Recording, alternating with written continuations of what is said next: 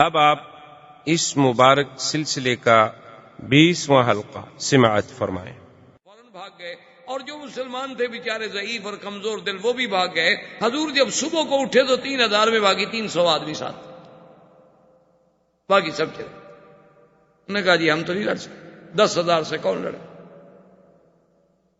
ہم اپنے بچوں کی حفاظت کرنے جاتے ہیں۔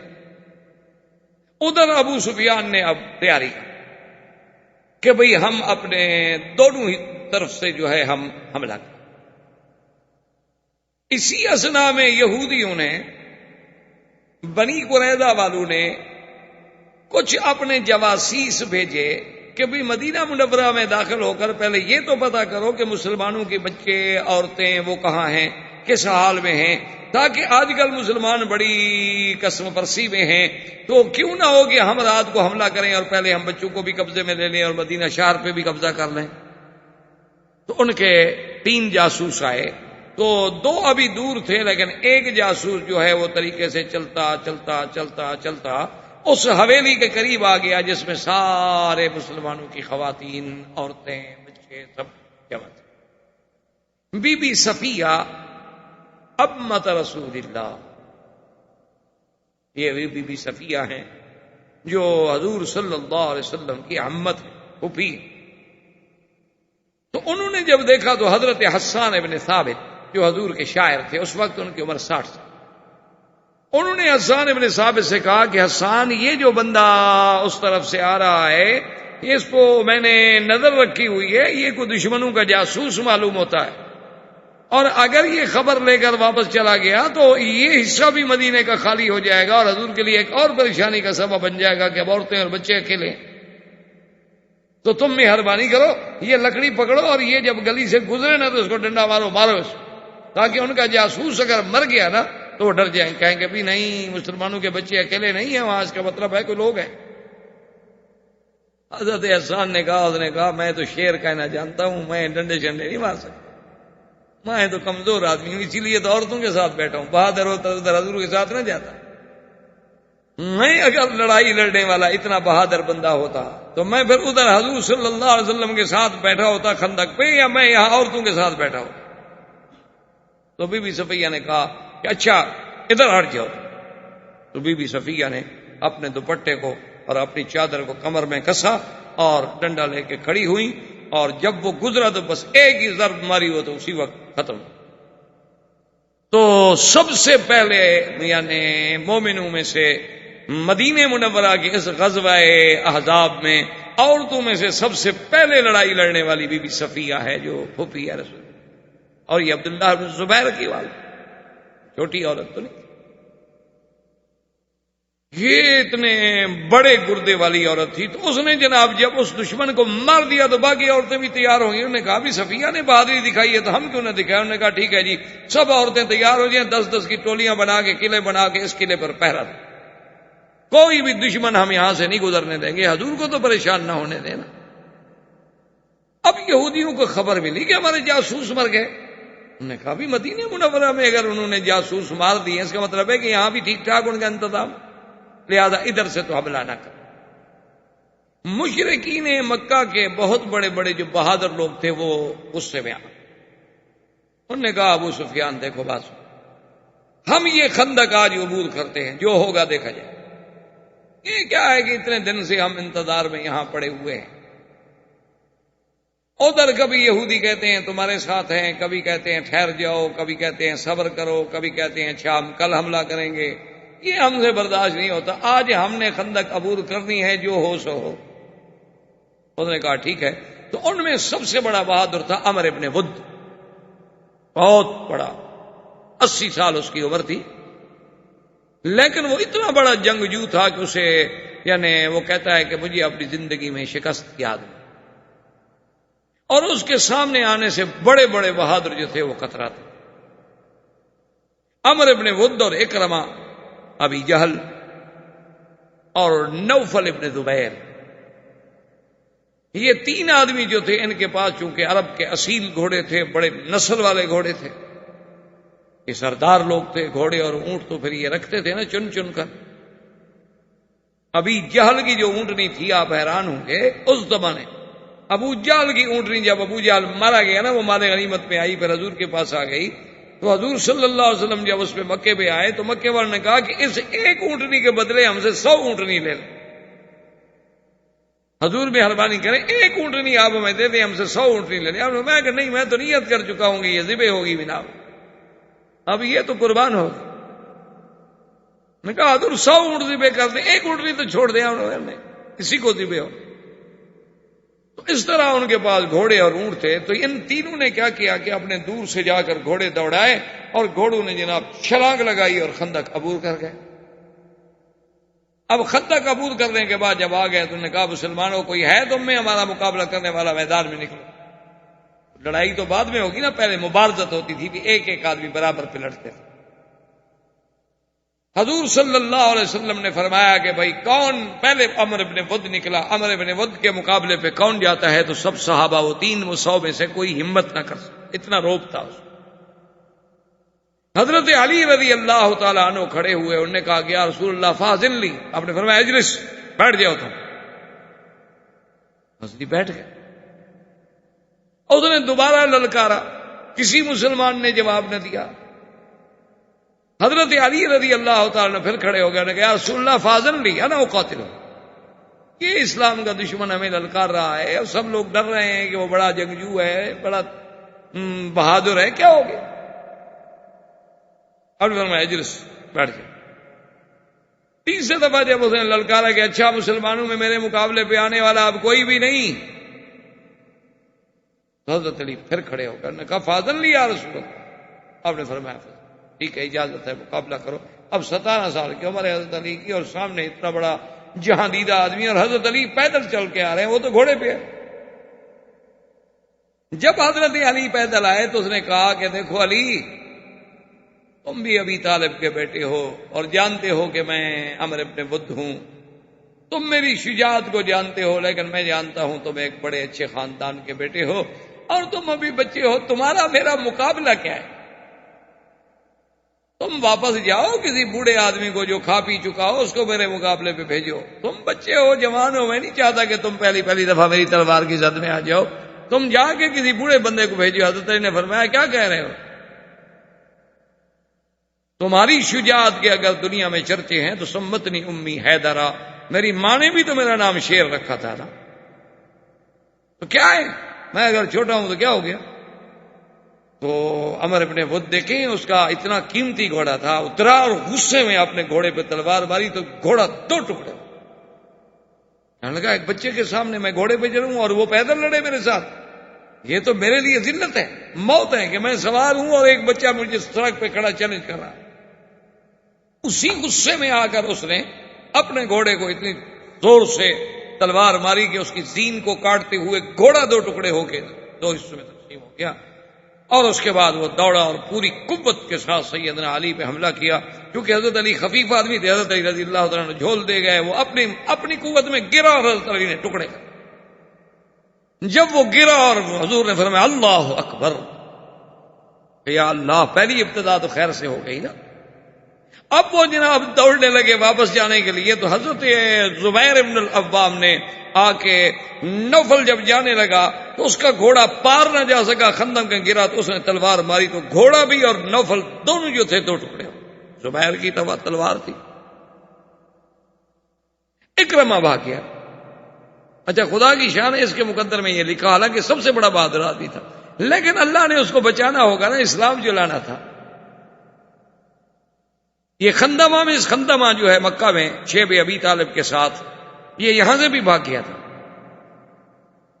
اور پھر آ کے اسلام لایا، اور پھر بھی یہ اس مقام کا بہادر تھا کہ حضرت خالد کے بعد اگر کسی کا نمبر تھا تو وہ اکرمہ تھا، بطل من ابطال الاسلام۔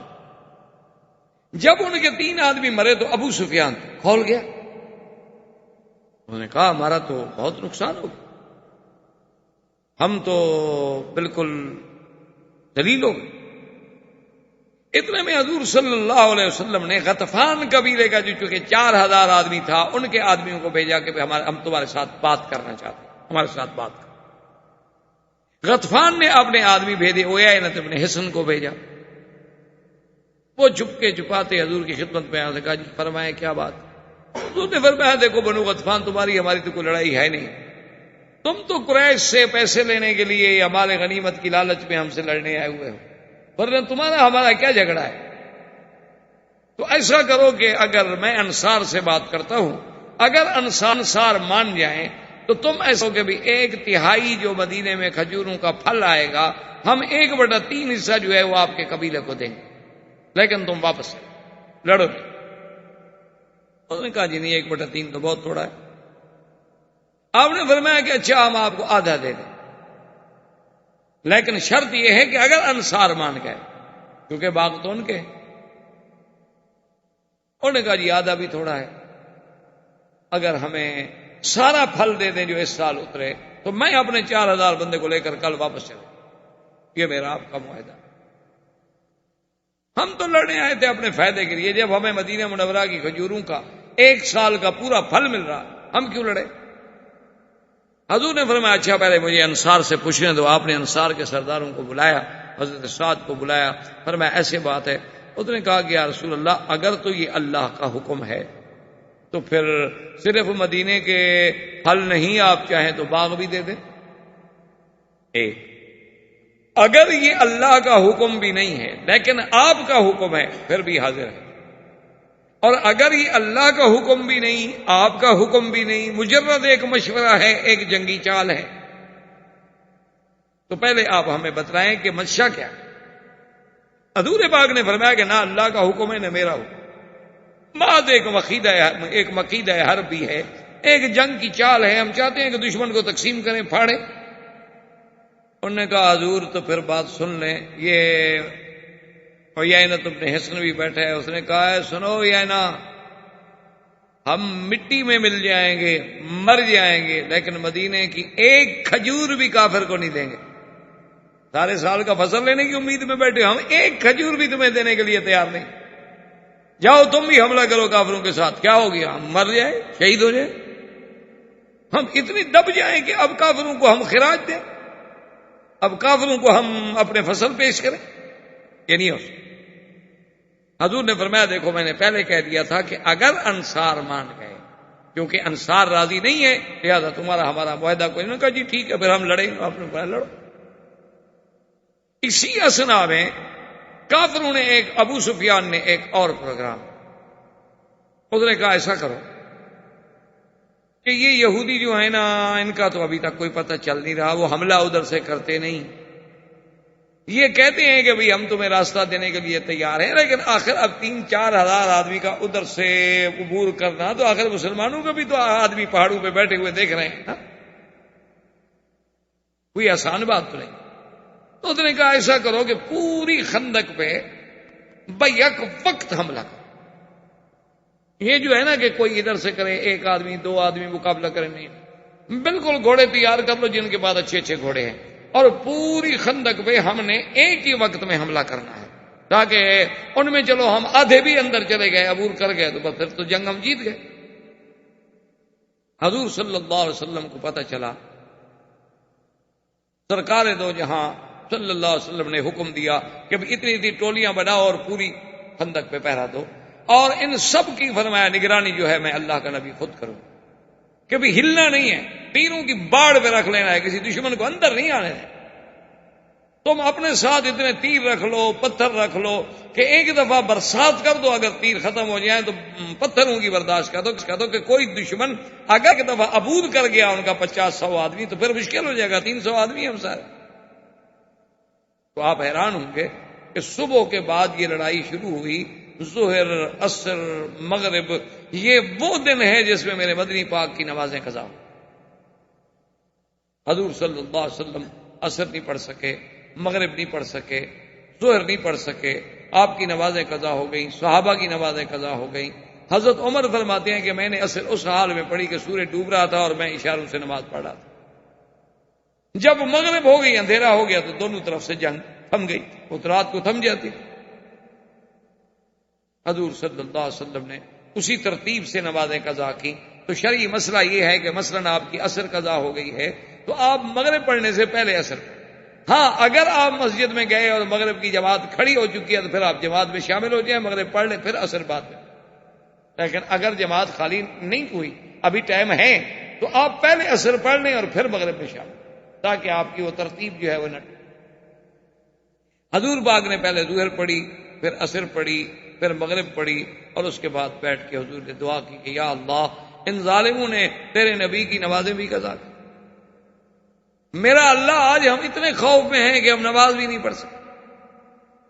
اور اس کے بعد وہ مشہور دعا ہے حضور صلی اللہ علیہ وسلم کی کہ اللہم استر عوراتنا، اللہم استر عوراتنا، آمن روآتنا، خفف لوآتنا، اللہم اہزمہم، اللہم انزل علیہم باسک الذی لا یرد عن القوم المجرمین، اللہم مزقہم کل ممزق.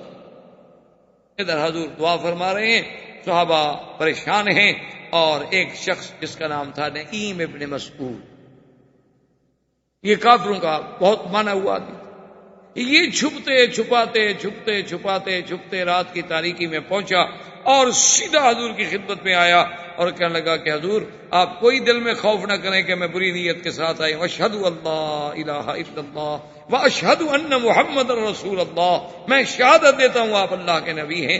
یہ اتنا بڑا واقعہ تھا کہ مسلمانوں پر جان کی بنی ہوئی ہے، معصور ہیں، اپنی جان بچا رہے ہیں. آج کوئی آدمی اسلام قبول کرے،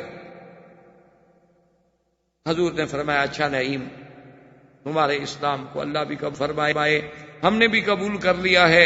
اس نے کہا حضور فامرنی، مجھے حکم دو. آپ نے فرمایا نعیم کیا حکم، تم ایک آدمی کیا کرو، ہم 300 تھے، چلو اب 301 ہو گئے، تو اللہ کے بندے کون سا کوئی پانسا پلٹ گیا جنگ کا، تم جو مجھے کہتے ہو حکم دو، تو ایک بندے کے اضافہ ہو جانے سے کیا ہو جائے. اس نے کہا حضور جنگ تو ایک آدمی بھی لڑ سکتا ہے، اگر آپ مجھے حکم دیں تو میں جنگ لڑ سکتا ہوں. میں فرمایا کیا کہہ رہے ہیں؟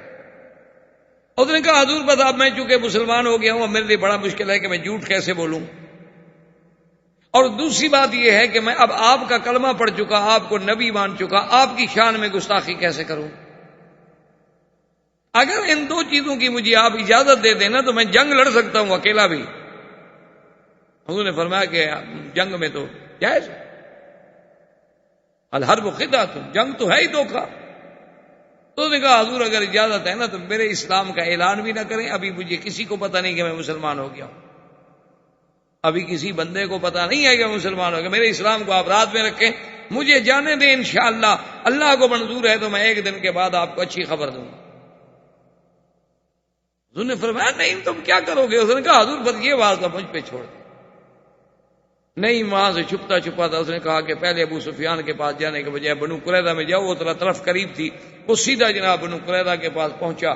رات کی تاریکی میں آواز دی تو کعب نے، ان کے سردار نے اس کو بلا لیا. اس نے کہا تم جانتے ہو میں کون ہوں؟ اس نے کہا نہیں میں ابن مسعود. اس نے کہا تم جانتے ہو میرا حضور کے ساتھ کتنی بڑی دشمنی ہے؟ کہیے بھیا باقی آپ تو حضور کے دشمن ہیں. اس نے کہا یہ بھی جانتے ہو کہ میرا تمہارے ساتھ ایک تعلق ہے اور میرے تمہارے ساتھ کچھ احسانات ہیں؟ انہوں نے کہا ہاں یہ بھی مان. بھئی تم بھی تو سردار ہو، اب تمہارے احسان ہیں تو کیا ہوا، ہم بھی سردار ہیں، ایک دوسرے پہ ہوتے رہتے. اس نے کہا تم جانتے ہو کہ میں آج رات کی تاریکی میں کیوں آیا ہوں؟ کہا نہیں یہ تو بتا. اس نے کہا میں تمہاری خیر خائی کے لیے آیا ہوں، لیکن اس بات کو اپنے پیٹ میں رکھنا.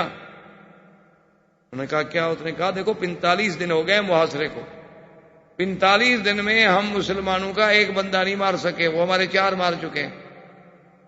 ابو سفیان اور اس کی فوج میں بالکل اپنا دل ہار گئے ہیں، اور وہ فیصلہ کر چکے ہیں واپس جانے کا، اور وہ بھاگنا چاہتے ہیں، اور تمہیں کہتے ہیں کہ ادھر سے حملہ کرو. وہ مروانا چاہتے ہیں، اور یہ جنگ ہار گئے، وہ تو مکے چلے جائیں گے، ان کا تو کچھ بھی نہیں بگڑے گا. بنو غطفان چلے جائیں گے اپنے قبائل میں، تمہیں تو مسلمان نہیں چھوڑتے، تمہارے قبیلے کو تمہارے تو بوٹی بوٹی کر دیں گے مسلمان، کہ تم نے غداری کی ہے نا، اور تم مدینے کے رہنے والے ہو، تم کہاں بھاگو گے بدبخت. بنو نذیر کا حشر دیکھ لیا تھا. اس نے کہا یہ میں کیسے مان لوں کہ ابو سفیان بھاگ رہا ہے، وہ تو مکے سے لشکر لے گیا. اس نے کہا دیکھو میری ایک خیر خواہی ہے، مانو نہ مانو، لیکن میری بات کسی کو نہ کرنا، راز دل میں رکھنا، نہیں ماننا، بالکل نہ ماننا، میں تمہاری یہ خیر خواہی کے لیے بات کہہ رہا ہوں، سمجھ میں آ جائے غور کرنا اس پر، اگر نہ سمجھ میں آئے تو بس اس بات کو پھینک دینا۔ اس نے کہا بتاؤ؟ اس نے کہا ابو سفیان کے پاس وفد بھیجو، ان کو کہو کہ اگر واقعی اللہ کے نبی سے لڑنا ہے، مجھے پتہ لگا ہے تم بھاگ رہے ہو، اگر لڑنا ہے تو اپنے 10 سردار بھیجو ہمارے پاس، وہ ہمارے قبائل کے ساتھ مل کے حضور پہ حملہ کریں گے، تاکہ اگر تم بھاگو تو ہم ان 10 کو تو پکڑ لیں اور ہماری تسلی ہو جائے۔ انہوں نے کہا اگر اس نے کہا وہ 10 آدمی نہ بھیجے تو سمجھ لینا وہ تمہیں مروانا چاہتا ہے، اور اگر 10 آدمی بھیج دے تو ابو سفیان سچا ہے، پھر ٹھیک ہے تم حملہ کرو حضور پر، ادھر سے ہم کریں گے ادھر سے تم کرو۔ اس نے کہا ٹھیک ہے۔ انہوں نے کہا بس اس بات کو دل میں رکھنا۔ اس نے کہا یار آج تم رہو۔ انہوں نے کہا خدا کے بندے میں چپ کے آیا ہوں، کل کی بات کرو، رات کیسے رہوں، صبح دن میں کیسے نکلوں میں؟ تو ڈاٹا مار کے نکلا، وہاں سے نکلتا دوسرا راستہ طے کرتا ہوا ابو سفیان کے پاس آ گیا۔ السلام علیکم۔ انہوں نے کہا نہیں میں ابن مسعود ہوں۔ اس نے کہا یا ابا سفیان هل تعلم عداوتی مع الرسول صلی اللہ علیہ وسلم، اللہ کے نبی کے ساتھ میری دشمنی کا تمہیں پتہ ہے؟ اس نے کہا نعم، کون انکار کر سکتا ہے، تم تو ہمارے بھائی ہو، تم تو دشمن ہو حضور کے۔ انہوں نے کہا پھر ایک بات ہے لیکن راز کی سب لوگوں کے سامنے نہیں بتا سکتا۔ اس نے کہا اچھا، علیحدہ ہو گیا۔ اس نے کہا مجھے پتا چلا ہے کہ بنو قریظہ جو ہے نا وہ ڈر گئے، وہ کہتے ہیں یہ اللہ کا سچا نبی ہے کہ جس کے بعد 300 بندہ ہے اور 10,000 بندہ اس پہ حملہ نہیں کر پا رہا، 45 دن ہو گئے، اور 10,000 آدمی 300 والوں کا ایک بندہ نہیں مار سکے، 300 والے 10,000 کے 5 مار چکے ہیں سردار۔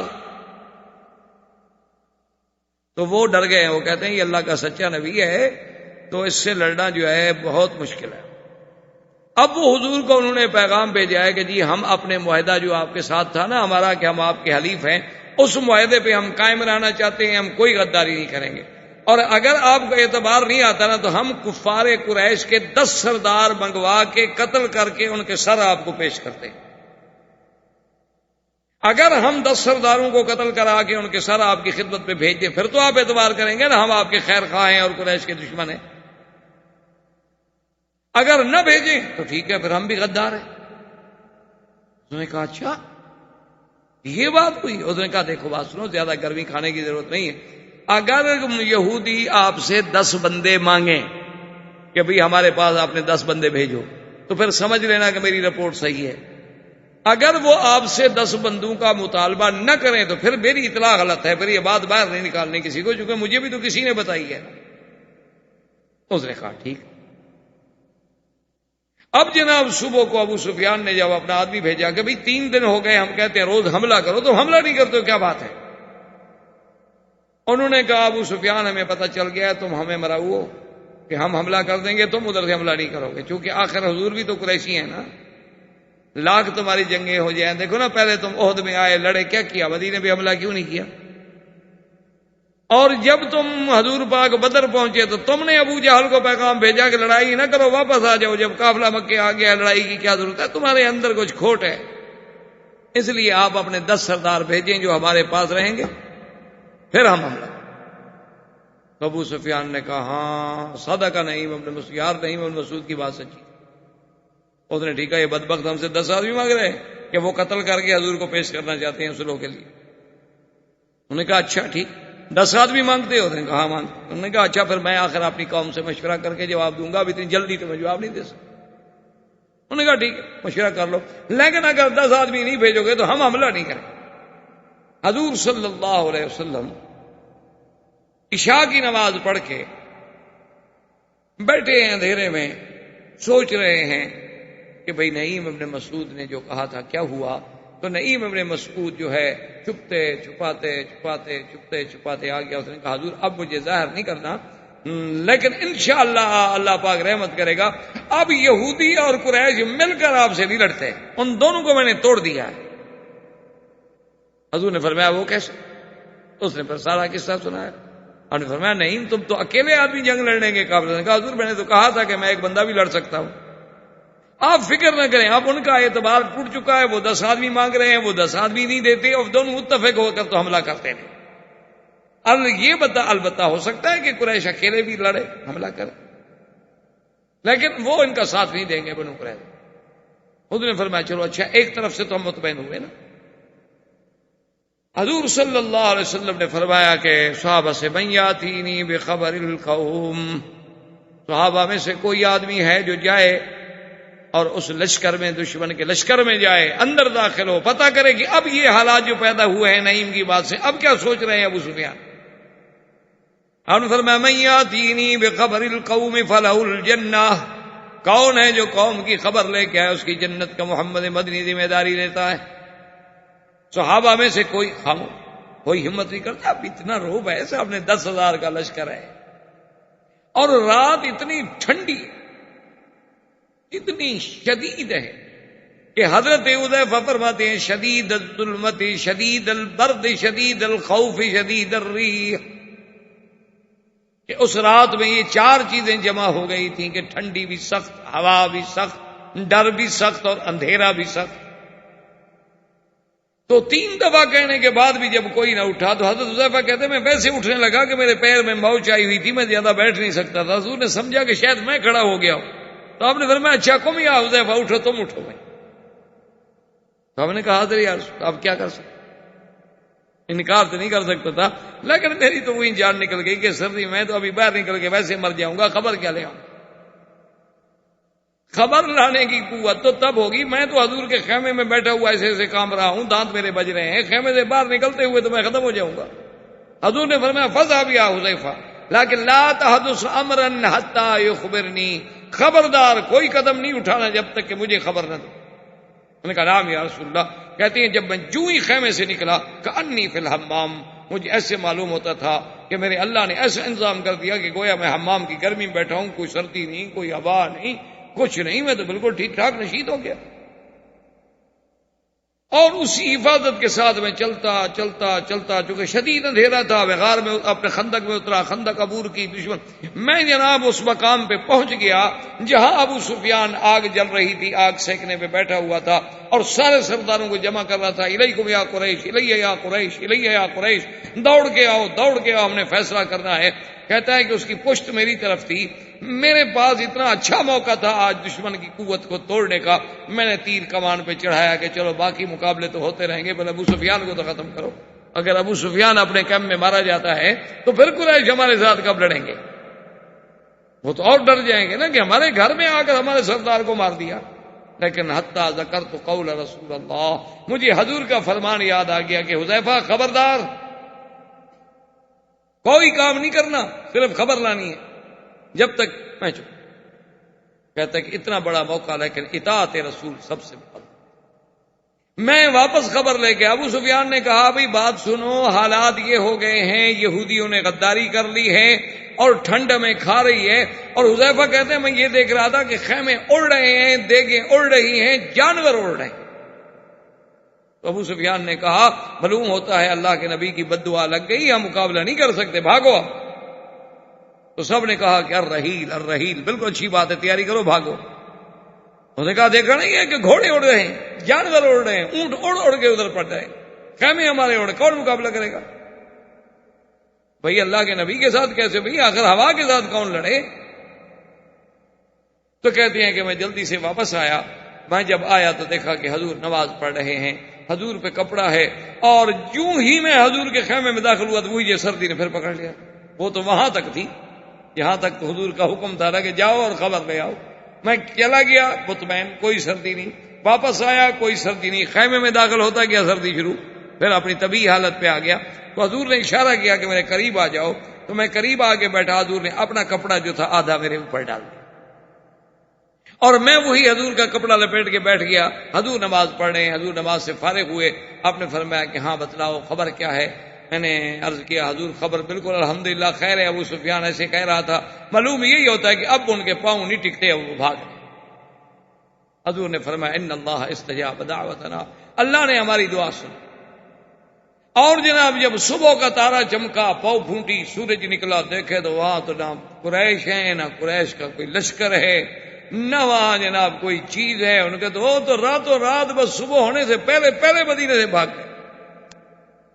جو اڑ گئے، جو مال مل گیا، جو خیمے چھوڑ گئے، کسی کے جانور چھوڑ گئے اور بھاگ گئے، میدان صاف ہو گیا۔ حضور صلی اللہ علیہ وسلم مطمئن ہو کر مدینہ منورہ میں تشریف لے آئے، اور آپ اپنے گھر میں جانے کے بعد آپ نے غسل کا ارادہ فرمایا کہ میں غسل کر لوں۔ ابھی آپ غسل فرما رہے تھے کہ صحابی کہتے ہیں کہ دہیہ کلبی کو ہم نے دیکھا، حضور کے صحابی تھے، کہ وہ حضور کے گھر دروازے سے اندر داخل ہو رہے ہیں، اور اس کے بعد ہمیں پتہ نہیں لگا، اتنی دیر میں حضور حمام سے آئے اور دہیہ سامنے تھا، لیکن جب حضور قریب آئے تو دیکھا وہ تو جبریل ہے اور دہیہ کی شکل میں۔ اس نے کہا الصلاۃ والسلام علیک یا رسول اللہ، آپ نے کپڑے اتار دیے، زرہیں اتار دی؟ انہوں نے کہا ہاں ہم نے اتار۔ انہوں نے کہا رسول اللہ ابھی تک فرشتوں نے تو زرہیں نہیں اتاری، ہم تو اسی طرح تیار کھڑے ہیں، اللہ کا حکم ہے کہ بنی قریظہ پر فوراً محاصرہ کرو۔ پھر چلو قریش تو بھاگ گئے کہ یہ جو گھر کا دشمن بیٹھا ہوا ہے، فوراً محاصرہ کریں۔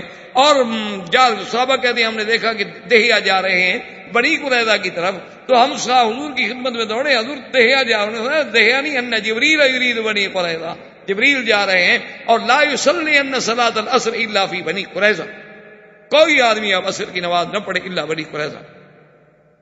حضور صلی اللہ علیہ وسلم وہاں پہنچے، بڑا تفصیل، بڑا عجیب واقعات ہیں اس میں کہ بنو قریظہ جاتے ہوئے صحابہ کرام رضوان اللہ علیہم اجمعین کے لیے ایک اور امتحان پیدا ہو گیا کہ راستے میں عصر کا وقت آ گیا۔ اب کچھ صحابہ کہیں کہ نماز پڑھو اور کچھ صحابہ کہیں کہ نہیں، حضور نے فرمایا ہے کہ نماز تو نہیں پڑھنی الا بنی قریظہ۔ بعد نے کہا اللہ کے بندے، لا یصلی ان صلاۃ العصر الا فی بنی قریظہ کا معنی یہ تھا کہ بھی جلدی کرو، وہاں پہنچو، یہ معنی تھوڑا ہے کہ راستے میں نماز بھی آ جائے اتنی پڑھنی۔ تو بعد نے راستے میں نماز پڑھ لی، اور کچھ صحابہ نے نماز وہاں بنی قریظہ میں جا کے پڑھی۔ جب حضور صلی اللہ علیہ وسلم کو خبر دی گئی کہ ہاکذا فعل اصحابک یا رسول اللہ، تو آپ نے فرمایا کلاہما علی الحق، ان دونوں نے حق پر عمل کیا ہے، کوئی بات نہیں۔ یہی وہ چیزیں ہیں جن سے ائمہ استدلال کرتے ہیں کہ اگر دو ائمہ فقہا کا اختلاف ہے تو مجتہدین کا اختلاف ہے، کسی ایک جانب کو ہم منکر نہیں کہہ سکتے۔ یہ تو ہم کہہ سکتے ہیں کہ بھی ہمیں امام ابو حنیفہ کا قول پسند ہے، ہم اس میں عمل کر رہے ہیں، لیکن ہم یہ نہیں کہہ سکتے کہ دوسرے کا قول غلط ہے، اس کو منکر نہیں کہہ سکتے، کیوں اجتہاد تو اس نے بھی کیا، چاہے وہ خطا پر بھی ہو۔ حضور صلی اللہ علیہ وسلم نے بنی قریظہ کا جا کر محاصرہ کیا، اور ان سب نے حصن میں، قلعے میں بند ہو گئے، اور ان کے پاس چونکہ ان کو پتا تھا کہ ہمارے پاس اتنا مال ہے کہ اگر 1 سال تک بھی محاصرہ جاری رہے ہمیں تو کوئی غم ہے ہی نہیں، ہمارے پاس سب کچھ ہے، کھانا پینا اسباب سب مکمل۔ تو اب حضور صلی اللہ علیہ وسلم نے، ابھی لبابہ ایک صحابی تھے، وہ ان کا بھی کسی زمانے میں بنی قریظہ کے ساتھ تعلق تھا، تو وہ جب ادھر سے گزرنے لگے تو ان کے ایک سردار نے بلا کے پوچھا کہ ابھی لبابہ ہمیں بتاؤ تو صحیح، آخر محاصرہ جو ہے حضور کا، اور حضور کہتے ہیں کہ قلعے سے نکلو،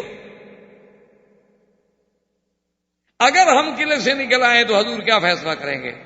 ابھی لبابہ کہتے ہیں کہ اتفاق سے، اچانک، بے ساختہ، میں نے یوں اشارہ کیا ان کو کہ حضور قتل کریں گے تو چھوڑیں گے۔ اس کے فوراً بعد مجھے خیال ہے کہ انی خنت اللہ ورسولہ، میں نے کیا کیا؟ میں نے تو خیانت کی، اللہ کے رسول کا راز میں نے کھول دیا۔ میں شرم سے وہاں سے بھاگا، سیدھا مسجد نبی میں آیا، اپنی بیوی کو بلایا، میں نے کہا کہ مجھے اس مسجد کے ستون کے ساتھ باندھ دو۔ اسی لیے اس طبع نے ابی لبابہ آج بھی مدینہ منورہ میں ریاض الجنہ کے ٹکڑے میں وہ ایک ستون ہے جس پہ لکھا ہے ابی لبابہ، اسی کے ساتھ حضرت نے اپنے آپ کو بندھوا دیا۔ زندگی بات باقی تو انشاءاللہ بات باقی۔ دوستو، بھائیو، عزیز نوجوانوں، دروس سیرہ نبویہ علیہ الصلاۃ والسلام کا یہ سلسلہ مبارکہ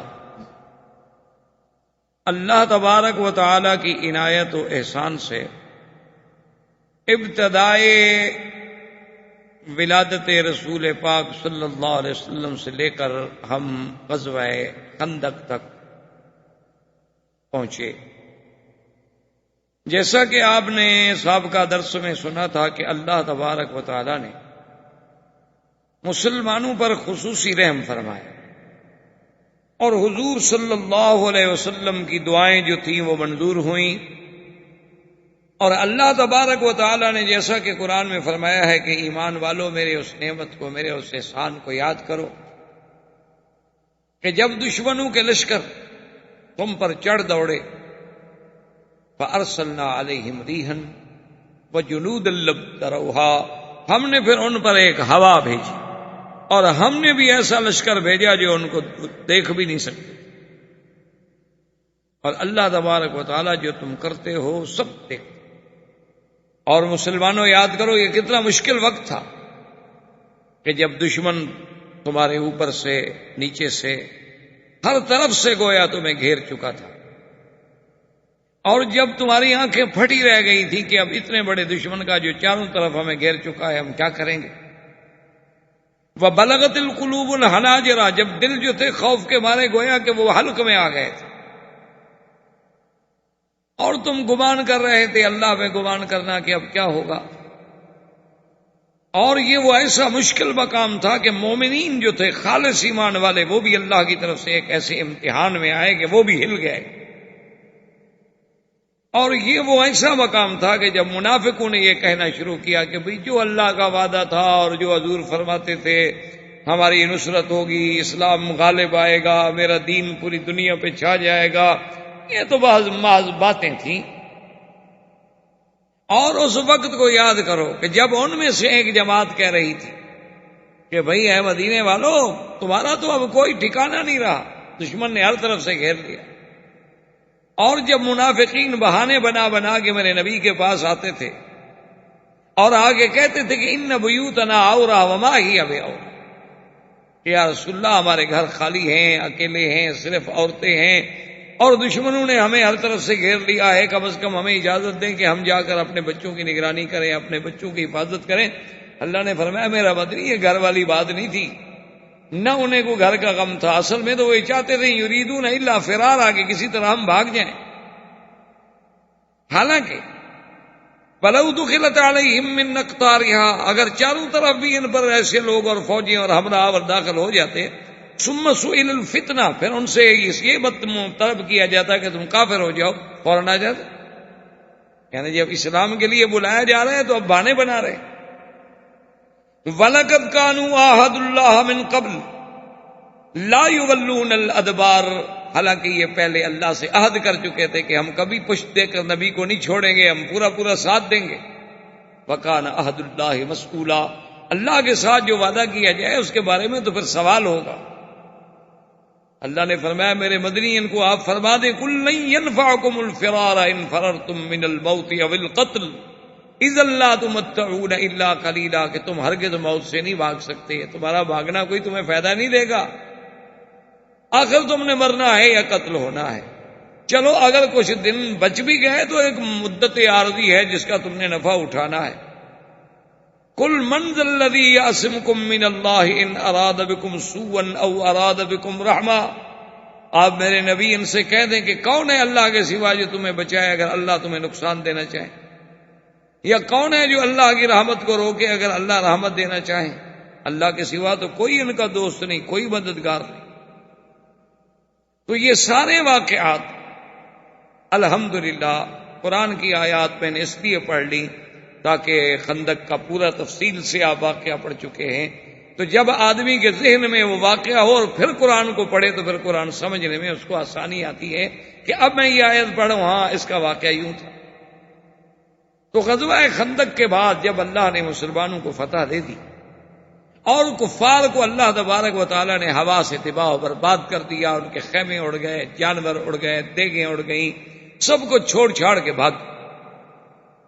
اور یہ اتنی بری شکست تھی کہ 10,000 کا لشکر 45 دن تک محاصرہ کر کے بیٹھا رہے۔ 10,000 آدمی کا 45 دن کا خرچہ، اور وہ بھی فوج کا خرچہ، کھانا پینا، مصاریف، جانور، ان کے گھاس، اور 45 دن میں کچھ بھی حاصل نہ کرے اور ناکام و نامراد ہو کے لوٹ جائے، کچھ بھی پلے نہ پڑے، اس سے بڑی عظیمت کیا ہو سکتی۔ اسی لیے جب وہ ناکام لوٹے تھے تو وہ ایک جملہ ہے جو میرے آقا انعامدار سرکار دو جہاں صلی اللہ علیہ وسلم کی زبان مبارک سے نکلا تھا۔ حضور کی زبان سے نکلا ہوا تو ہر لفظ موتی ہوتا ہے۔ تو حضور پاک نے فرمایا تھا کہ نغزو قریشن لم یغزونا بعد اليوم، آپ نے فرمایا اپنے صحابہ سے کہ میرے صحابہ سن لو، آج کے بعد ہم قریش پہ حملے کریں گے، ہم چڑھائی کریں گے، ہم جنگ لڑیں گے، آج کے بعد قریش ہم سے کبھی نہیں لڑ سکتے۔ یہ کوئی معمولی شکست تو نہیں تھی۔ تو جنگ خندق میں یہ بھی یاد رکھ لیں کہ عجیب عظیم جنگ ہے، لیکن اس میں دیکھیں کہ ساری جنگ میں مسلمانوں کے بھی صرف 5 آدمی شہید ہوئے اور کافروں کے 3 آدمی مرے، یعنی اتنا بڑا دوم، اتنا بڑا عذاب کا کٹ، لیکن نقصان صرف اتنا تھا جو جانی نقصان۔ سرکار دو عالم صلی اللہ علیہ وسلم اپنے گھر میں تشریف لائے، کیونکہ 45 دن تک آپ نے خندق کے کنارے پہ گزارا تھا، تو آپ نے آتے ہوئے فوراً غسل فرمایا تاکہ کچھ تھکان اترے، کچھ میل اترے، گرد و غبار، اور پھر اتنی بڑا طوفان، اتنی بڑی ہوا چلی۔ سرکار دو عالم صلی اللہ علیہ وسلم جب غسل فرما کے باہر نکلے تو آپ کے ایک صحابی تھے دہیہ کلبی، وہ اتنے خوبصورت انسان تھے، اللہ نے انہیں اتنا جمال دیا تھا کہ بعض روایات میں ان کے احوال میں یہ بھی موجود ہے کتابوں میں کہ وہ اپنے چہرے پہ خود کپڑا ڈال لیتے تھے کہ کوئی عورت مجھے دیکھ کر کسی فتنے میں مبتلا نہ ہو۔ تو حضرت جبریل علیہ السلام کبھی کبھی جب تشریف لاتے انسانی شکل میں تو آپ حضرت دہیہ کلبی کی شکل میں تشریف لاتے، تو دیکھنے والا یہ سمجھتا تھا کہ دہیہ ہے، حتیٰ کہ روایات میں موجود ہے کہ ایک دن سرکار دو جہاں صلی اللہ علیہ وسلم کے پاس بیٹھے تھے کہ حضرت حسن اور حسین رضی اللہ عنہما چھوٹے بچے تھے، وہ آ کے حضور پاک سے کھیلا کرتے تھے، تو وہ جب دوڑتے ہوئے آئے تو انہوں نے آ کے دہیہ کو پکڑ لیا اور اس سے کہا کہ بھی ہمارے لیے وہ کہلاوا اور کھجور اور مٹھائی کدھر ہے، کیونکہ حضرت دہیہ ان کے لیے کچھ کھلاتے تھے تھوڑی تھوڑی چیزیں۔ اب حضور نے فرمایا اما یا حسین کیا کر رہے خدا کے بندے، دہیہ نہیں آتا جبریل، یہ تو جبریل ہے، وہ تو کھانے پینے سے پاک ہے، تمہارے لیے کہاں سے چاکلیٹ لے کر آئے۔ تو سمجھ نہیں آتی تھی چونکہ وہ دہیہ کی شکل میں۔ تو حضرت جبریل حاضر ہوئے، سلام کیا، انہوں نے کہا کہ یا رسول اللہ آپ نے غسل بھی فرما لیا، آپ نے یعنی زرہ بھی اتار دی اور جنگی ساز و سامان بھی اتار دیا، لیکن ہم نے تو ابھی تک نہیں اتارا، فرشتے تو ابھی تک اسی لباس میں کھڑے ہیں۔ اللہ کا حکم ہے کہ فوراً بنی قریظہ کا محاصرہ کیا۔ یہودیوں کے یہاں مدینہ منورہ میں بڑے بڑے قبائل جو تھے وہ 3 تھے، بنی قینقاع اور بنی نذیر اور بنی قریظہ۔ اب ان میں سے صرف یہ بنی قریظہ باقی، ان پہلے 2 قبائل کا اجلاء کر دیا گیا تھا، ان کو مدینہ منورہ سے نکال دیا گیا اور وہ خیبر چلے، جس کی وجہ سے آج اگر آپ نے دیکھا ہوگا کہ گریٹر اسرائیل کا جو وہ نقشہ بناتے ہیں اس میں دکھاتے ہیں کہ مدینہ ہمارا ملک تھا، یہ جھوٹ ہے۔ وہ مدینہ منورہ میں اس انتظار میں بیٹھے تھے کہ جب اللہ کے نبی پیدا ہوں گے تو ہم مسلمان ہوں گے، اسلام لانے کے لیے آئے تھے۔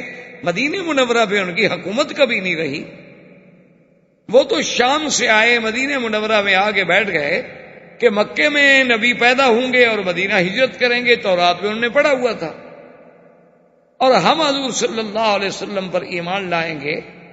لیکن جب حضور ولد اسرائیل کے بجائے ولد اسماعیل میں پیدا ہوئے، یعنی آپ حضرت اسحاق کے بجائے حضرت اسماعیل علیہ السلام کے نسب میں آئے، تو ان کے دلوں میں عداوت و بغض آ گیا اور وہ انکار کر گئے، ورنہ نہ یہاں ان کی کوئی حکومت تھی، نہ ان کا یہاں قبضہ تھا، اور نہ یہ ابتدا سے بلاد حرم یا بلاد مدینہ یا یثرب کے رہنے والے لوگ تھے، یہ تو شام سے آئے۔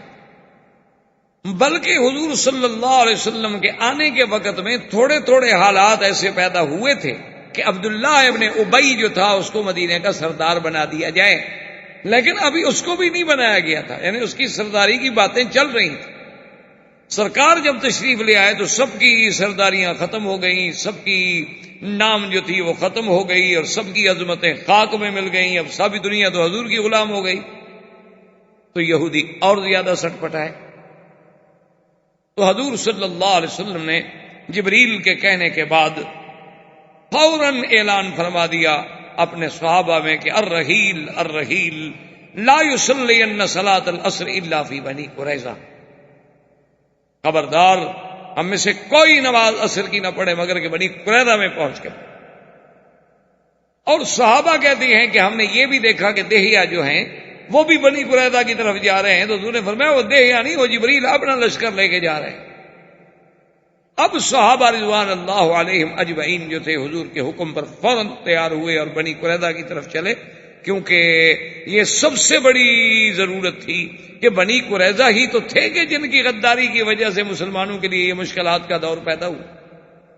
اگر بنی قریظہ غداری نہ کرتے، اگر بنی قریظہ اپنے عہد و پیمان پہ قائم رہتے، اگر بنی قریظہ اپنے آدمی بھیج کے مسلمان بچوں اور عورتوں پر حملہ کرنے کے لیے جاسوس نہ بھیجتے، اگر بنی قریظہ جو تھے وہ حیی ابن اخطب کے ساتھ سودا بازی کر کے حضور کے جنوب کا دروازہ نہ کھول دیتے تو مسلمان تو مطمئن تھے، آگے خندق تھی اور 3 حصے مطمئن تھے۔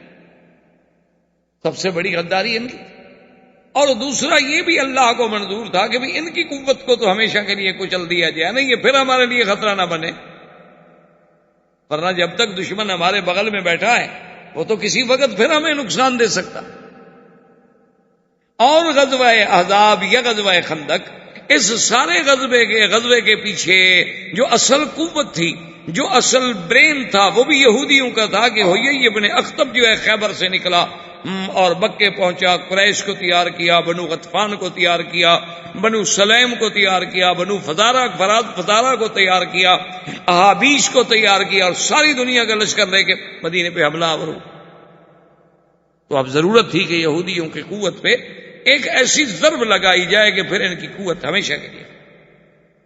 تو اب صحابہ کرام رضوان اللہ علیہم اجمعین جب بنو قریظہ کے لیے چل پڑے تو اتفاق کی بات ہے کہ عصر کا وقت جو ہے راستے میں ہو گیا اور نماز کا وقت جا رہا ہے۔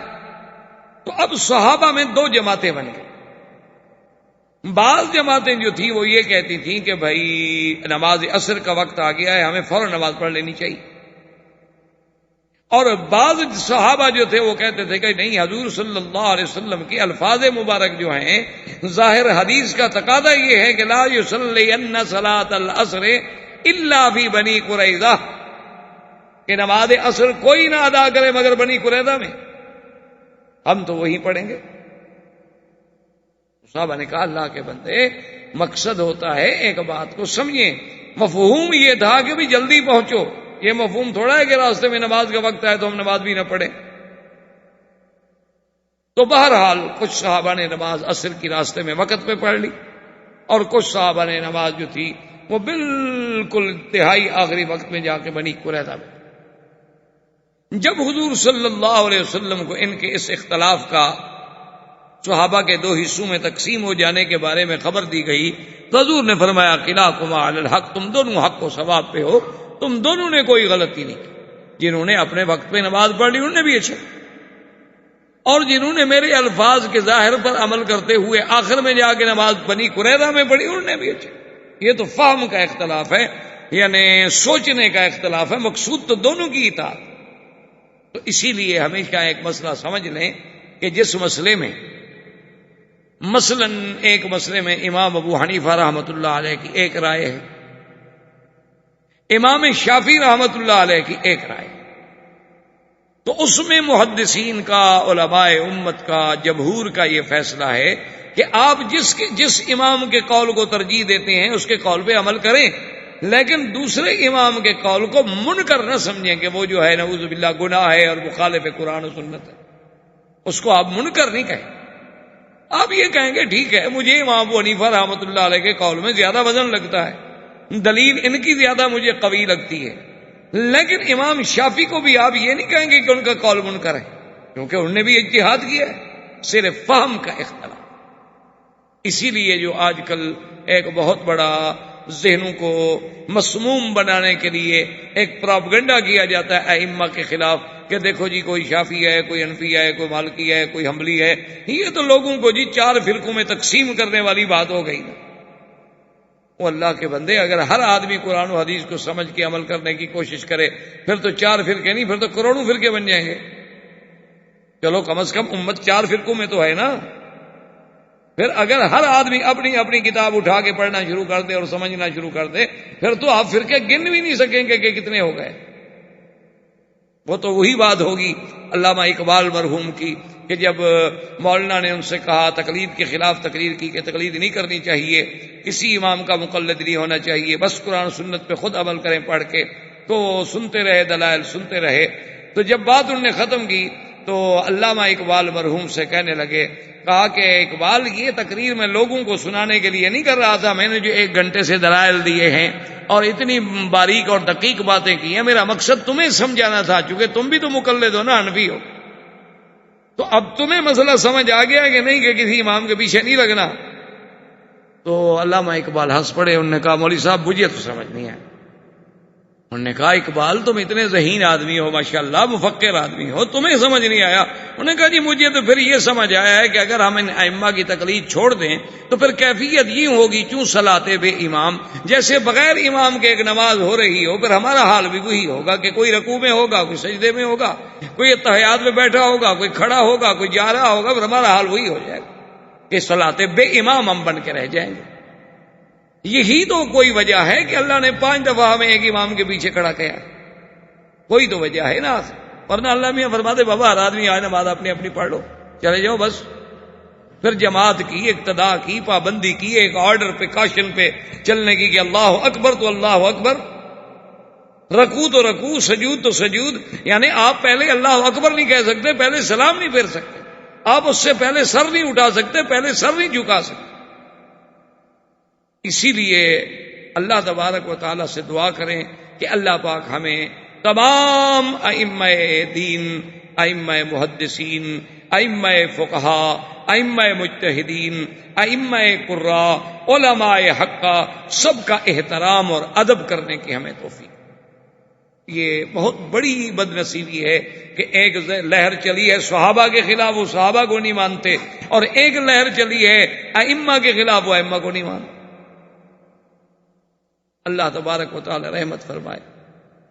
یہ بڑی دور کی باتیں ہوتی ہیں، لیکن خدا کرے کہ ہمیں اللہ سمجھ عطا فرمائے. تو اس لیے یاد رکھیں کہ 4 ائمہ کرام جو ہیں وہ سب کتاب و سنت کے غلام ہیں.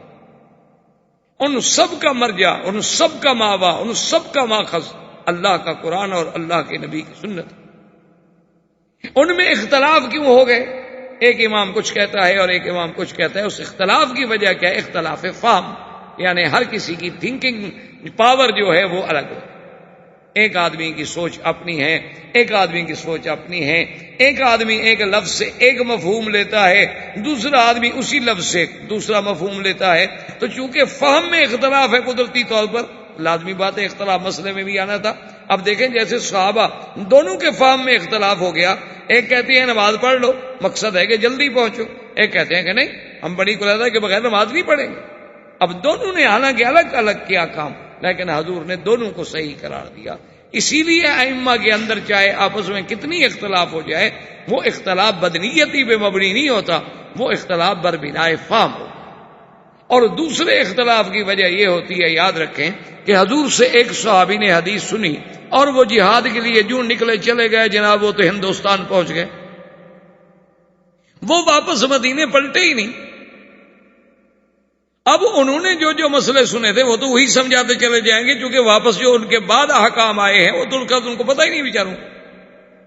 اور انہوں نے جہاں جہاں دین پھیلایا لوگ اسی کو پکڑتے گئے، وہ دوسری بات سننے کے لیے تیار ہی نہیں. تو اس وجہ سے بھی اختلاف. اور تیسرا اختلاف کی وجہ یہ ہوتی ہے کہ حالانکہ وہ اختلاف نہیں ہوتا، فرق اتنا ہوتا ہے کہ جیسے مثلاً آپ فطروں میں دعا پڑھتے ہیں تو ایک دعا ہے اللہم اہدنا فیمن ہدیت وعافنا فیمن عافیت، اور ایک دعا جو ہے وہ دوسری. تو ایک دعا جو ہے اس کی روایت ابن عباس کر رہے ہیں، اور ایک دعا جو ہے اس کی روایت عبداللہ بن مسعود کر رہے ہیں. تو اب حالانکہ دونوں حدیثیں تو حضور پاک کی ہیں، دونوں دعائیں حضور نے سکھلائی ہیں، تو بعض ائمہ نے عبداللہ ابن مسعود والی حدیث کو لے لیا، بعض ائمہ نے ابن عباس والی حدیث کو لے لیا. دونوں حق پر ہیں، ان میں اختلاف کون سا ہے؟ اب ایک آدمی نماز کے بعد دعا مانگتا ہے اللہم انی ظلمت نفسی ظلما کثیرا فانہ لا یغفر الذنوب الا انت، اور ایک آدمی یہ دعا نہیں مانگتا، وہ کہتا ہے اللہم انی اعوذ بک من القبر واعوذ بک من فتنة المسیح الدجال واعوذ بک من فتنة المحیا وفتنة الممات واعوذ بک من المأثم والمغرم وغلبۃ الدین وقہر الرجال. کوئی بات نہیں، وہ بھی حدیث میں ثابت ہے، وہ بھی حدیث میں ثابت ہے. اس میں کوئی اختلاف، تو اس لیے ہمیں اختلاف نظر آتا ہے، لیکن جب غور کیا جائے تو وہ اختلاف کسی پر بنائے نیت فاسدہ نہیں ہوتا، بلکہ ہر مجتہد کا ایک اجتہاد ہے، اس کی ایک فہم ہے، اس کی ایک رائے ہے، لیکن سب کا مقصد کیا ہے کہ کسی طرح قرآن و حدیث پہ عمل ہو، کوئی بندہ قرآن و حدیث سے باہر نہیں نکلے۔ تو بہرحال حضور صلی اللہ علیہ وسلم نے محاصرہ فرما لیا۔ بنی قریظہ کا چونکہ بہت بڑے قلعے تھے، ان کے پاس اتنا سامان تھا کہ وہ اگر چاہیں تو 1 سال بھی اندر بیٹھ کے کھا سکتے، اور ان کے یعنی بچوں کے علاوہ، عورتوں کے علاوہ اس وقت اندر لڑنے والے جو تھے وہ 700 آدمی مقاتل موجود تھے، یعنی جنگجو آدمی جنگ لڑ سکتے۔ 700 کی نفری کوئی معمولی سی بات تو نہیں ہوتی۔ جب یہ محاصرہ مکمل ہو گیا، صحابہ باہر ہیں، وہ اندر۔ حضرت ابی لبابہ رضی اللہ تعالی عنہ ایک صحابی ہیں میرے مدنی سرکار کے، آپ مدینے پاک جاتے ہیں، آپ نے دیکھا ہوگا استوانہ ابی لبابہ، ریاض الجنہ میں جائیں نا تو لکھا ہوتا ہے استوانہ سیدہ عائشہ، استوانہ ابی لبابہ، استوانہ حرس، استوانہ الوفود، یہ وہ سب مقام ہے جہاں حضور صلی اللہ علیہ وسلم بیٹھتے تھے، جہاں حضور پر پہرا دینے والے بیٹھتے تھے، جہاں وفد آ کے ملتے تھے، جہاں ابی لبابہ کا واقعہ پیش آیا تھا، اور بی بی عائشہ کا ستون جو ہے جس پہ نام ہے استوانہ عائشہ، حضور نے انہیں فرمایا تھا کہ عائشہ یہاں ایک مقام ہے جہاں اللہ تبارک و تعالیٰ دعا قبول فرماتے ہیں، تو بی بی عائشہ اکثر وہاں آگے دعا مانگتی تھیں، نمازیں پڑھتی تھیں، تو اس وجہ سے ان کی نسبت۔ اسی طرح استوانہ جہاں حضور کی چارپائی مبارک ڈالی جاتی تھی، تو بہرحال ان میں ایک استوانہ ہے ابی لبابہ کے نام سے یہ صحابی۔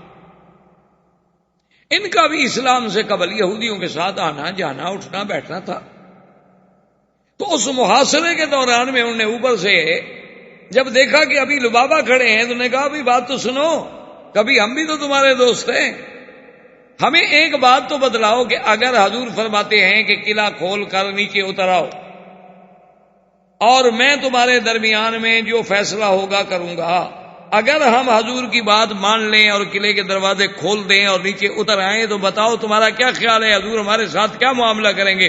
تو ابھی لبابہ کہتے ہیں کہ بے سخت تھا، بغیر سوچے سمجھے میں نے اشارہ کر دیا کہ آپ قتل کریں گے اور کیا کریں۔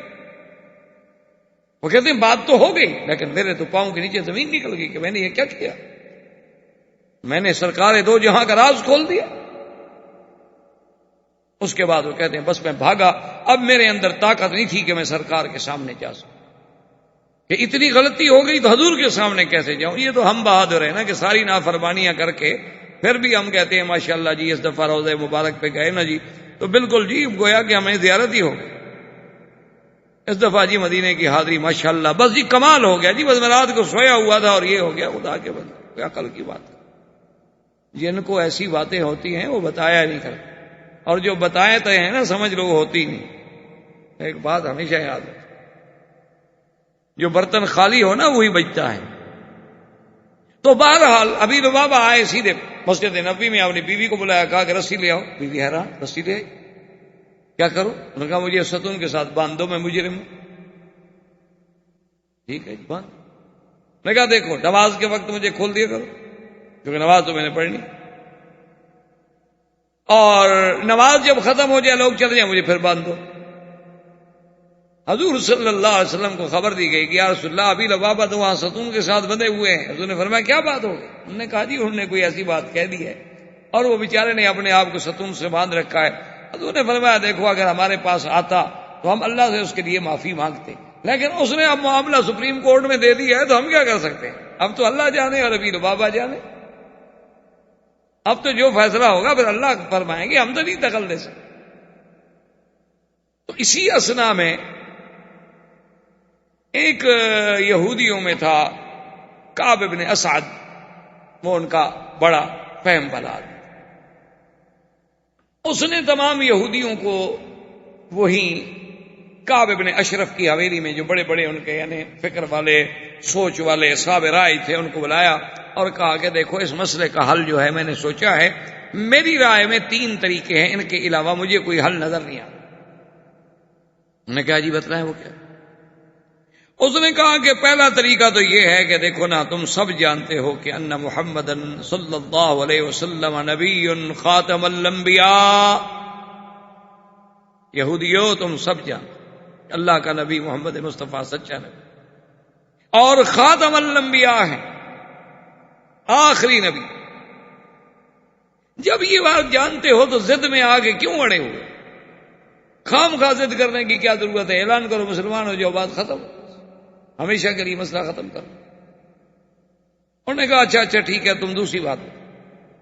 انہوں نے کہا دوسری بات یہ ہے کہ ہم اپنی عورتوں کو اور اپنے بچوں کو اپنے ہاتھوں سے قتل کر کے کنویں میں ڈال دیتے ہیں، دفن کر دیتے ہیں، تاکہ نہ عورتیں ہوں گی، نہ بچے ہوں گے، نہ ہمیں ان کا غم ہوگا، نہ یہ ہمیں دل میں درد ہوگا کہ ہمارے بعد مسلمان ہماری لڑکیوں کو، ہماری عورتوں کو لے جائیں گے۔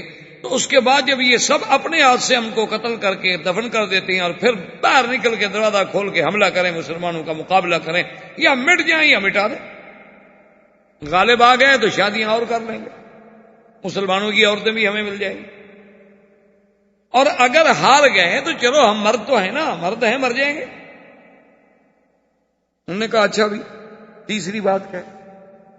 اس نے کہا تیسری بات یہ ہے کہ لیلۃ السبت جو ہے، ہفتے کی رات، وہ تمام مذاہب جانتے ہیں کہ یہودی جو ہیں وہ ہفتے کی رات میں کبھی نہیں لڑتے، نہ ہفتے کو لڑتے۔ تو اس وجہ سے ہمارا جتنا بڑا دشمن کیوں نہ ہو، وہ اس رات میں بڑا مطمئن ہو جاتا ہے کہ بھی آج کی رات وہ نہیں لڑیں گے نا کسی شکل۔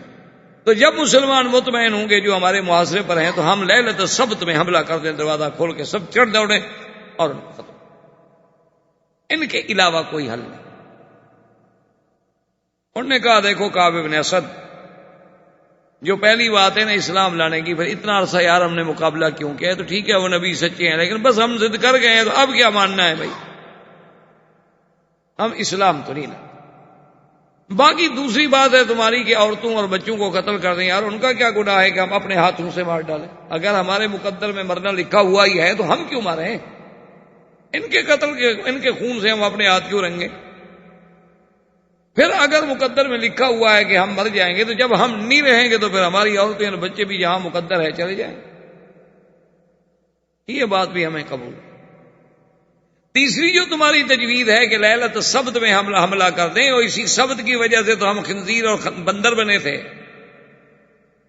یہی سبت کی نافرمانی تو کی تھی نا ہمارے باپ دادا نے، اور اللہ نے ان پر عذاب بھیجا کہ ان کو قردہ و خنازیر بنا دیا۔ اب آپ کہتے ہیں ہم پھر غلطی کریں، پھر اور خدا کا قہر آئے ہم پر۔ پہلے تو ایک بھگتا ہوا ہے کہ آج تک ہمارے گلے سے وہ نہیں نکلا۔ تو یہ بات بھی انہوں نے کہا اچھا اگر ان تین باتوں میں سے تمہیں کوئی بات سمجھ نہیں آتی تو میرے نزدیک اور کوئی حل نہیں، تمہاری مرضی جو چاہو کرو۔ اس کے بعد حضور صلی اللہ علیہ وسلم کے صحابہ میں سے حضرت زبیر بن العوام اور حضرت علی رضی اللہ تعالی عنہ نے اپنا ایک لشکر تیار کیا اور بڑے اصیل گھوڑے تیار کیے، اور انہوں نے آپس میں بیٹھ کے ایک فیصلہ کیا۔ انہوں نے کہا دیکھو ہم نے آج فیصلہ کر لیا ہے کہ کل صبح جو ہے نا ہم حملہ کریں گے ان کے قلعے پر، یا تو دروازہ قلعے کا توڑ کے اندر داخل ہو جائیں گے یا پھر ہم ختم ہو واپس نہیں آئیں گے۔ بس اب 19 دن ہو گئے محاصرہ کیے ہوئے، تو اس 19 دنوں میں ہمیں بھی کچھ حاصل نہیں ہو رہا، تو آج ایک فیصلہ کن جنگ لڑتے ہیں۔ انہوں نے خصوصی دستہ، جاں فروش دستہ ایسا تیار کیا کہ ابھی میرے دستے میں وہی آدمی شامل ہو گئی، یا تو آج ہم نے بالکل شہید ہو جانا ہے، ہماری لاشیں واپس آئیں گی، اور یا کسی بھی شکل میں ہم نے دروازہ توڑ کے قلعے کے اندر داخل ہو جانا ہے، کوئی دنیا کی جو طاقت آئے گا۔ اب چونکہ آنا جانا تو قریب کی بات تھی، باتیں تو اڑتے اڑتے پہنچ جاتی ہیں، آخر یہودیوں کے بھی یہ بات پہنچ گئی۔ حضور صلی اللہ علیہ وسلم نے ان کو آخری وارننگ دی، آپ نے فرمایا اچھا بات کرو، یہودیوں تم کس کا فیصلے پہ اترو گے؟ انہوں نے کہا جی اگر حضرت سعد حکم دے تو ہم اترو۔ آپ نے فرمایا حضرت سعد رضی اللہ تعالیٰ عنہ کو غزوہ خندق کے موقع پر تیر لگا تھا، اور خدا کی شان دیکھیں کہ حضرت سعد جا رہے تھے اور زرہ پہنی ہوئی تھی، اور سینے میں ایک جگہ جو تھی وہ خالی تھی زرہ کی۔ تو سیدہ عائشہ رضی اللہ تعالی عنہا کی نظر پڑی تو ان کے منہ سے نکلا کہ سعد کہیں دشمن تمہیں اسی جگہ تیر نہ مارے۔ اسی جگہ تیر لگا، اور یہ پہلا واقعہ ہے کہ جس کو حضور صلی اللہ علیہ وسلم نے خون بند کرنے کے لیے خود فرمایا کہ بھی اس کو کئی کرو، یعنی داغ دو آگ میں، لوہا جلا کر داغ دو زخم پہ تاکہ خون بند ہو جائے۔ حضور نے کئی کرایا، بند ہو گیا، پھر جاری ہو گیا، پھر حضور نے دوبارہ داغ دیا، پھر بند ہو گیا، پھر جاری۔ تو پھر حضور نے آپ کو مدینے بھیج دیا تھا کہ مسجد نبوی میں ان کو بھیج دیتا کہ وہاں علاج ہو، وہاں تیمارداری ہو، خون اتنا نکل گیا ہے، کمزور ہے۔ اب حضرت علی نے جب ادھر سے تیاری کی تو انہوں نے کہا کہ ننزل علی حکم یا محمد صلی اللہ علیہ وسلم، خلاص خلاص ہم آپ کے حکم پر اترتے ہیں، اور دروازے کھول دیے، نکلا۔ حضور صلی اللہ علیہ وسلم نے فرمایا ٹھیک۔ اب جب انہوں نے دروازے کھول دیے اور جب نکل آئے تو قبیلہ اوس، کیونکہ یہ دو قبیلے تھے مدینے میں بڑے، ایک اوس، ایک خزرج۔ خزرج جو تھے وہ بنو نذیر کے حلفاء تھے، اور اوس جو تھے یہ بنی قریظہ کے حلفاء تھے۔ تو بنی نذیر کو جو پناہ ملی تھی، حضور نے معافی دی کہ اچھا بھی چلے جائیں، ان کو قتل نہیں کریں گے، تو وہ انہیں خزرج کی وجہ سے انہوں نے کہا حضور ہمارے موالی ہیں، ہمارے حلیف ہیں، ان کے ساتھ رعایت کریں۔ اب جب یہ باہر نکل آئے تو قبیلہ اوس کے لوگ جو تھے مسلمان انصاری، وہ بھی آگے نہ کہا رسول اللہ موالینا احسن علیہم واحسن الینا کما احسنت علی اخونا خزرج، جیسے آپ نے خزرج قبیلے پر احسان کیا، ان کے حلیفوں کو آپ نے چھٹی دے دی، وہ چلے گئے خیبر، تو یہ بھی تو ہمارے حلیف ہیں، آپ رعایت کریں، ان کو بھی رعایت دیں، یہ بھی چلے جائیں۔ اب حضور صلی اللہ علیہ وسلم کے لیے بڑا ایک اہم مسئلہ پیدا ہو گیا نا، کہ اپنی جماعت پیدا ہو گئی ان کی رعایت مانگنے کے لیے، حالانکہ بنی نذیر نے تو صرف ایک آدمی کو قتل کیا تھا، اور بنی قریظہ نے تو حضور صلی اللہ علیہ وسلم کے خلاف سازش کی۔ ان کے اور ان کے جرم میں آسمان و زمین کا فرق تھا۔ حضور نے فرمایا اچھا دیکھو قبیلہ ہے اس کے لوگوں، تمہارا سردار ہے حضرت سعد، تمہیں ان کا فیصلہ قبول ہے؟ انہوں نے کہا حضور وہ تو ہمارے قبیلے کا سردار ہے، ہمیں ان کا فیصلہ قبول کیوں نہیں ہوگا، وہ تو اوس ہے۔ آپ نے فرمایا حضرت سعد کو بلاؤ۔ حضرت سعد رضی اللہ تعالی عنہ کو ایک بڑی مشکل سے ایک لکڑی ڈال کے گدھا پر اس کے اوپر لٹا کے اور پکڑ کے بڑی مشکل سے لایا گیا، کیونکہ آپ تو زخمی ہو چکے تھے، تیر لگ چکا تھا۔ اسی حالت میں جب آئے تو حضور نے فرمایا قوموا الی سیدکم، لوگوں اپنے سردار کی طرف اٹھو، سعد کی طرف، ان کو آرام سے اتارو۔ ان کو اتارا گیا، بٹھایا گیا، اور حضور نے فرمایا کہ سعد تمہارے قبیلے کا مطالبہ ہے کہ ہم بنو نذیر کے بارے میں کچھ رعایت کریں، لیکن چونکہ تم اس قبیلے کے سردار ہو، اب یہ معاملہ میں نے تمہارے سپرد کر دیا ہے، تم جو فیصلہ کرو گے۔ حضرت سعد نے سنا، انہوں نے کہا حضور آپ کا حکم ہے، ٹھیک۔ تو حضرت سعد نے رضی اللہ تعالی عنہ نے اپنے قبیلے کی طرف دیکھا، اوس کی طرف، ان کے جو بڑے بڑے لوگ آ چکے تھے، انہوں نے کہا کہ دیکھو بات سنو، اگر میں کوئی فیصلہ کروں تو تم سب کو قبول ہوگا؟ انہوں نے کہا جی قبول۔ تو اس نے پھر باقی مسلمانوں کی طرف دیکھا جو اوس سے تعلق نہیں رکھتے تھے لیکن تھے مسلمان، انہوں نے کہا کہ بھائی دیکھو اگر میں فیصلہ کروں تو آپ لوگوں کو بھی قبول ہوگا؟ انہوں نے کہا میں بھی قبول ہوں۔ پھر اس نے حضور سرکار دو جہاں کی طرف دیکھا، اس نے کہا حضور ہوں تو میں غلام، لیکن اب آپ نے حکم دے دیا ہے تو اگر میں فیصلہ کروں تو پھر آپ کو بھی قبول ہوگا؟ فرمایا میں نے تمہیں تو حکم دیا ہے، مجھے بھی قبول ہوگا۔ تو اس نے بنو قریظہ کی طرف دیکھا، ان یہودیوں کی طرف، ان کے بھی تو بڑے بڑے سردار موجود تھے، سب آ گئے تھے، کیونکہ اب تو اپنے آپ کو استسلام کر چکے تھے، سونپ چکے تھے۔ تو حضرت سعد نے فرمایا کہ ہاں بنو قریظہ بتاؤ، اگر میں تمہارے بارے میں فیصلہ کروں تمہیں قبول ہوگا؟ انہوں نے کہا بھائی تم ہمارے حلیف ہو پرانے، تمہارا فیصلہ ہمیں قبول کیوں نہیں ہوگا، ہم تو تمہارے حلفاء ہیں۔ تو اس نے کہا سب سوچ لو، انہوں نے کہا سوچ لو۔ تو اس نے کہا کہ یا رسول اللہ صلی اللہ علیہ وسلم، میرا فیصلہ یہ ہے کہ ان کے جتنے مرد ہیں ان کو قتل کر دیا جائے، ایک بھی نہ چھوڑے، اور جتنا ان کا مال ہے وہ مال غنیمت ہے، اور جتنی عورتیں بچے غلام سب سبایا ہیں غلام۔ حضور نے فرمایا اللہ اکبر، اللہ اکبر یا سعد، سعد اللہ کی بڑی شان ہے، قضیت بکتاب اللہ، تو نے تو وہی فیصلہ کیا جو اللہ نے عرش سے فیصلہ کہ ان کو معافی نہیں دی جا سکتی۔ حضور صلی اللہ علیہ وسلم نے حکم دے دیا کہ 700 آدمی کو قتل۔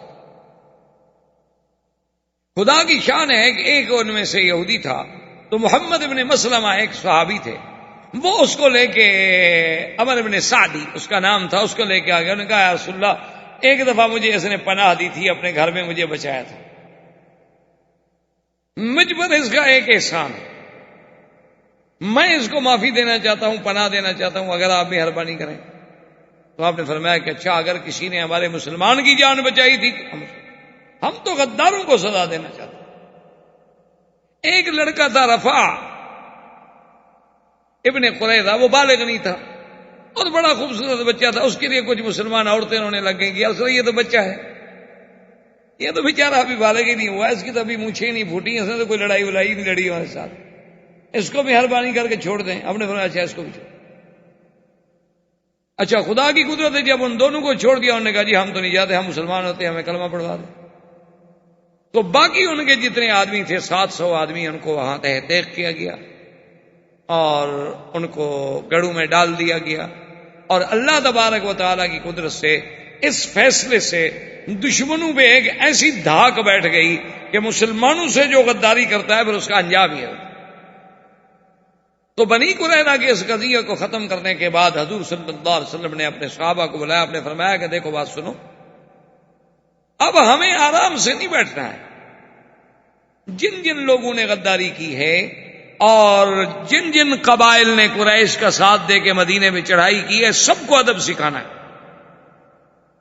حضرت محمد ابن مسلمہ کو آپ نے فرمایا کہ تم 1000 کا لشکر لے کر فوراً جاؤ، اور فوراً جانے کے بعد تم جو ہے بنی تغلب اور فلاں فلاں قبیلوں پر حملہ کرو، ان ظالموں پر جنہوں نے کفار قریش کے ہمارے معاہد تھے، ہمارے ان کے ساتھ معاہدے تھے، لیکن اس کے باوجود وہ دشمن کے ساتھ مل کے مدینے پہ چڑھائی کرنے کے لیے آ گئے. تو حضرت محمد ابن مسلمہ 1000 کا لشکر جرار لے کے چلے. بڑی لمبی تفصیل ہے اس واقعے کی الگ. آگے جب کافروں کو پتہ چلا کہ آپ مسلمانوں کا لشکر آ رہے ہیں، وہ تو بھاگ گئے، وہ پہاڑوں میں چھپ گئے. ان کو پتا تھا کہ ہم نے بدعہدی کی ہے، حضور ہمیں سزا دیں گے، وہ بھاگ گئے. لیکن اللہ نے مہربانی کی کہ 30,000 کے قریب تو بھیڑ بکریاں ملی اور کئی سینکڑوں اونٹ ملے. وہ محمد ابن مسلمہ وہ سارا مال لے کے واپس آ گیا کہ چلو ان کو اتنی سزا ہی کافی، چلو بھاگ گئے، لڑائی تو نہیں لڑی، چلو کم از کم ان کو اور نہیں تو مالی نقصان کو مذاق تو نہیں 30,000 بکری ایک قبیلے کی چلی جائے اور مسلمانوں کے لیے اتنی بڑا مال مل رہا ہے. اچھا اللہ کی شان دیکھیں کہ جب یہ لڑائی لڑ کے، یعنی لڑائی تو ہوئی نہیں، وہ کافر بھاگ گئے. اسی طرح حضور صلی اللہ علیہ وسلم نے بنی غطفان کے خلاف، اسی طرح بنو اسد کے خلاف، اسی طرح حضور صلی اللہ علیہ وسلم نے اور بنی فزارہ کے خلاف جتنے جتنے قبائل احابیش کہتے سب کے خلاف حضور نے چڑھائی کا حکم دیا کہ سب کو سزا. اچھا خدا کی قدرت یہ ہے کہ کسی جگہ کو خاص لڑائی کا واقعہ بہت کم پیش ہے، حتیٰ کہ حضور مدینہ منورہ سے چلتے چلتے چلتے یہ عصفان، اب جب آپ مدینہ جاتے ہیں نا راستے میں ایک وادی آتی ہے عصفان تک حضور پہنچے. حضور صلی اللہ علیہ وسلم راستے میں ایک جگہ ہے مار رجی تک آپ پہنچے. حتیٰ کہ حضرت عمر کہتے ہیں میری زندگی کا یہ پہلا واقعہ ہے، میں نے دیکھا کہ ایک قبر پر حضور بیٹھے ہیں اور رو رہے ہیں، اور میں نے کبھی حضور کو ایسے روتے ہوئے بھی نہیں دیکھا، اور میں نے یہ بھی کبھی نہیں دیکھا کہ قبر پر اللہ کا نبی بیٹھ کے روئے. تو کافی دیر تک حضور سرکار دو جہاں روتے رہے، اور کافی دیر کے بعد جب وہاں سے اٹھے تو پھر میں قریب گیا، صلاۃ والسلام عرض کیے، اور میں نے کہا یا رسول اللہ ہم نے آج تک تو کبھی نہیں دیکھا کہ آپ کسی قبر کے پاس اتنا بیٹھے ہوں یا اس کے پاس روئے ہوں. تو آپ نے فرمایا عمر ان ہذہ قبر امی، یہ میری اماں کی قبر ہے، میری والدہ کی قبر ہے. تو آخر بیٹے کو وہاں تو یاد آتی. اور یہ بھی ساتھ فرمایا استاذنت ربی لأزور امی فأذن لی، اللہ سے میں نے اجازت مانگی کہ اللہ میں اس جگہ کے بالکل قریب آ گیا ہوں جہاں میری اماں کی قبر ہے، تو میں ماں کی قبر پہ جا سکتا ہوں. تو اللہ نے مجھے اجازت دے دی. ثم استأذنت له للاستغفار فلم یأذن لی، پھر میں نے اجازت مانگی کہ یا اللہ مجھے اپنی اماں کی بخشش مانگنے کی بھی اجازت دے دے. تو اللہ نے فرمایا یہ اجازت، کیونکہ وہ تو اسلام آنے سے پہلے فوت ہو گئی تھی، وہ تو اسی سابقہ ادیان پہ تھی. تو اسی راستے میں حضور صلی اللہ علیہ وسلم واپس تشریف لے آئے. محمد ابن مسلمہ رضی اللہ تعالی عنہ اپنے لشکر کے ساتھ جس راستے سے واپس آ رہے تھے، خدا کی شان ہے، راستے میں دیکھا ایک آدمی سویا ہوا ہے. انہوں نے کہا پتہ نہیں یہ کون ہے. آگے دیکھا تو ایک آدمی کپڑا لے کے سویا، انہوں نے اٹھایا کہ کون ہے، پکڑ لیا. اس نے کہا بھی میری نہ تمہارے ساتھ لڑائی ہے، نہ ہم نے آپ لوگوں سے جنگ لڑی، میں تو ایک مسافر آدمی ہوں، مکہ مکرمہ جا رہا ہوں، تھک گیا، درخت کے نیچے سو گیا، اللہ کے بندو تم لوگوں نے آگے مجھے پکڑ لیا، کیا کر رہے ہو؟ انہوں نے کہا کہ نہیں ہو تو کافر نا. اس نے کہا ہاں ہوں کافر. انہوں نے کہا پھر کفر سے ہماری کھلی جنگ ہے، ہم نہیں چھوڑتے، البتہ تمہیں ایک رعایت دیتے ہیں کہ جب تک حضور صلی اللہ علیہ وسلم کے سامنے تمہیں پیش نہ کریں تمہیں کہتے کچھ نہیں. انہوں نے کہا ٹھیک. تو جب وہ مدینہ منورہ میں واپس آئے، حضور صلی اللہ علیہ وسلم کے سامنے لایا اس کو، حضور نے فرمایا محمد بن مسلمہ جانتے ہو یہ کون ہے؟